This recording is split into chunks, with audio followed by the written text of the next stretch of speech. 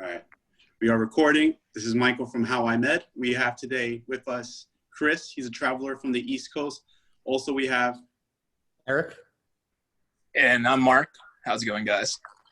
Today, we're going to ask Chris, who's a traveler in the East Coast. He picked up an assignment in the northern New Jersey area. And we're going to ask him how it is. And then, Eric, you said that you have people in the West Coast that are interested in travel assignments in New York, right? What were the questions they were asking? Had some a lot of outpouring help kind of go out to the East Coast since California has not been hit as hard. So there's a lot of travelers that I currently work with who are asking me about the crisis assignments and pretty much just kind of want more information on it.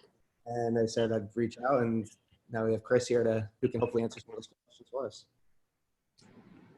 All right, Chris. So just give us some insight. And then Mark also, he's from San Diego, and he's also had some questions for you, okay? So Chris, can you give us, what is it like being a traveler in the East Coast during the COVID pandemic? Yeah, so it's pretty crazy. As everybody knows, it's all over the news. I took my assignment. I'm on week 3 right now. And I mean, it's not anything what I expected. Sign the contract, you know, you see the dollar bills and stuff, you're like, oh, this is just going to be a travel assignment, whatever. But who lives through a pandemic like before? Like nobody. So just walk in there, you know, all right, I'm going to get my 2 patients, you know, treat them, see how it is. But day one, they throw you in there, you get four patients, and they're all sedated, intubated.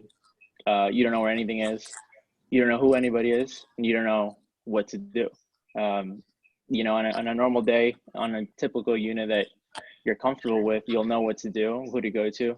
But this is like, everybody's crazy. Everybody's going 100 miles an hour. So you kind of just like, you're just trying to keep the patient alive at this point, because, you know, what else could you do? Because it's just so crazy in the hospital. It's crazy everywhere. You know, I have friends in different hospitals in North Jersey, New York. It's all the same, just a different place. All these patients are the same. Imagine. We also had a lot of questions regarding personal protective equipment. I'm sure everybody's been about it. The biggest question is, if I sign up for one of these contracts, am I going to be safe? Is there support within the organization? Am I reusing my equipment? Out here in California, I'm sure Mark can attest for the same thing, is we have plenty of PPE, so we're one-time use with all of our stuff. But we kind of just wanted to get your point of view on that. Yeah, since I'm week 3, I think the PPE shortage was pretty hectic, like maybe 4 weeks ago. And then by the time I set my foot in the door, I think the hospital was getting better at it. Basically, their policy basically says, if you're interacting with COVID patients, which almost everyone is, you're entitled to masks. So they're stocking them on the unit. The problem is that it's very disorganized. They'll just throw the boxes around, and sometimes you don't even know what brand it is, what size it is. You won't wear the same N95. You can go in there and grab, I mean, I grab one that fits me and I wear it all day because I don't want to take it off. I don't know if I'm going to find another N95 around. Usually you can if you have to get one, but I'd rather just keep mine on all day. Know that it fits me, know that it's safe and clean, because I know where I had it on my face. And then just like every other hospital, they want you to maintain it, not soil it. So you put surgical masks over it. Those are also kind of scarce, but if you really need to find one, you can find one. It's just a matter of fact if you have time and people that'll help you find it. They also have, they're pretty good about gowns. It's the typical yellow gown that they have that's typically one-time use, but they have enough. I've never had to find any. Gloves, different brands are being thrown around. It's never the same. It's all different brands.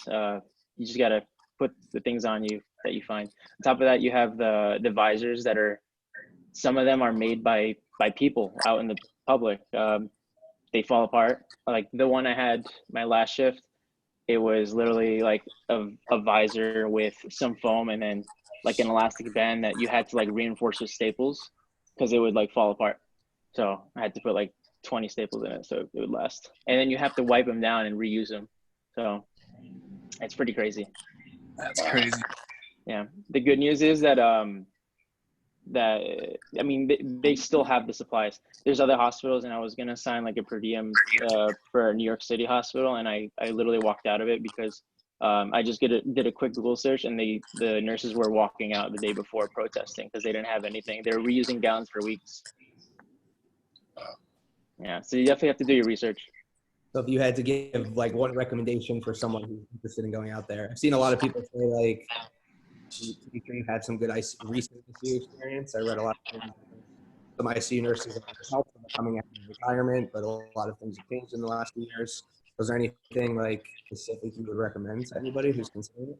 Well, I mean, if you want to come out and help, it's definitely like it's in your heart that you want to come and help, and you're going to do the best. But obviously, you want to be protected, so you're going to want to ask these questions to your recruiters. I talked to multiple recruiters, and before I sign the dotted line, I want to make sure that I'm protected. So that's what I did for this assignment, and just how I explained about the other hospital in the city that the nurses were basically protesting. I said I'm not going to sign it because this is a big concern. Like, I would love to help. I would love to work 7 days a week and help every hospital if I could.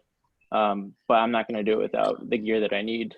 So definitely that's a question that you need to ask. You need to ask if they'll cover you if you get sick, because obviously everyone's getting sick. The healthcare providers are not immune to this. They're getting sick left and right. So you need to see if you're covered. And if you can't complete your assignment, you'd say you're missing a few shifts because of that, you need to make sure that you're covered and you're not going to be paying a penalty or whatever, even with your life, I guess.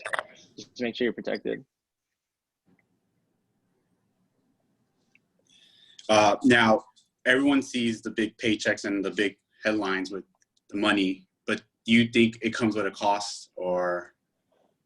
Yeah, of course. We're short, our time is very limited, so that's wrap fine. it up. Yeah, no. I mean, what drew me in was I wanted to help, and I wasn't going to help if I wasn't getting compensated for it, because I know some nurses they're not getting paid anything to do this full time, but the assignments, they're drawing in a lot of people, which they should be, because they need to be compensated. People aren't going to come if they're not going to be protected and paid. My assignment is just under 5,000 a week. They're offering now 6,000 a week, probably up to 7,000 a week, even more, which is ridiculous amount of money. But like, what I was definitely thinking about is, I mean, what's the cost if I'm going to be sick in the ICU? Like, all this money is just going to, I might even die. Like, what's the point of having the money if I'm just going to get sick and who knows what? Yeah, wow. I got one question for you, Chris. Just like a quick question. If it's something that you're going to give like any traveler who wants to go out to like New Jersey, what's like the best advice that you would give to them besides like just contact your recruiter about like the PPE? Anything else? The best advice would be like, you need to honestly, the PPE is a good question, but you need to be able to be safe around here. I mean, everything's being locked down. You need to be able to get food. You're being well fed during the hospitals, but you need to be able to find a place to live that's you know, I don't know how to explain it, but you like need to find some place to live. Provided. Housing is really provided everywhere around here, which is really good. So you're gonna find a place to live. People, Hertz and like other companies are offering car rentals for free, so that's a really good incentive. Wow. So if you guys are able to, you guys could just come here to the city, and everything will be accommodated for. Just make sure you're protected. That's all. So come on down. We need the help. Well, thank you, Chris, for joining us today on our series of COVID edition, How I Med. Just really be safe out there, and thank you for your service, and thank you for being on the front line. Thanks for being a COVID warrior, man. Yeah. Hey, thanks for having me, guys. It was a pleasure. Stay safe out there. Awesome. All right.